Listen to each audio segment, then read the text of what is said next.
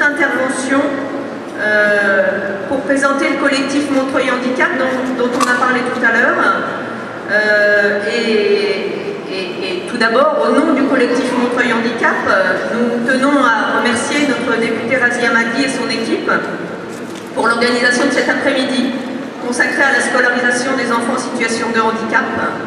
Alors ce qu'il faut savoir, c'est que ce collectif existe depuis plus de 15 ans à Montreuil, qu'un grand nombre de participants ou ex-participants à ce collectif sont présents, et ça me fait plaisir parce qu'il y en a certains d'entre eux que je n'ai pas vus depuis longtemps. Suivez mon regard, par exemple.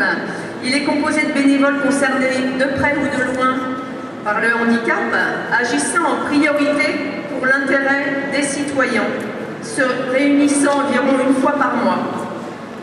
Son histoire est retracée brièvement dans un document mis à disposition à l'entrée parce qu'on n'a pas voulu prendre trop de temps pour expliquer son histoire. Donc n'hésitez pas à vous servir. Vous avez aussi les coordonnées d'un blog que l'on vient de créer et d'une adresse internet si vous voulez nous contacter.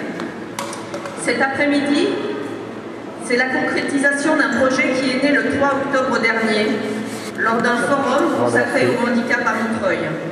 Ce forum réunissait plusieurs associations montreuilloises sur le handicap et pour essayer de faire un petit peu tomber toute la présentation qu'on peut avoir et d'aller à la rencontre de la population.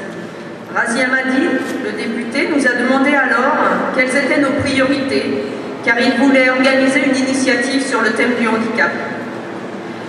Nous avions formulé depuis 2008 une demande d'organiser des assises sur la scolarisation des enfants handicapés.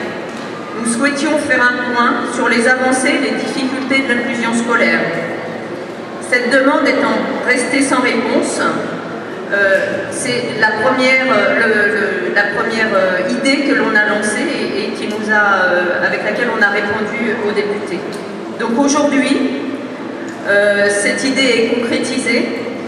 Nous disposons de quelques heures d'échange entre parents, professionnels, politiques ou tout simplement citoyens. Encore une fois, notre temps est compté, car notre souhait est de donner le maximum de la parole à la salle, et donc on va entamer les choses pour de vrai, on va dire comme ça.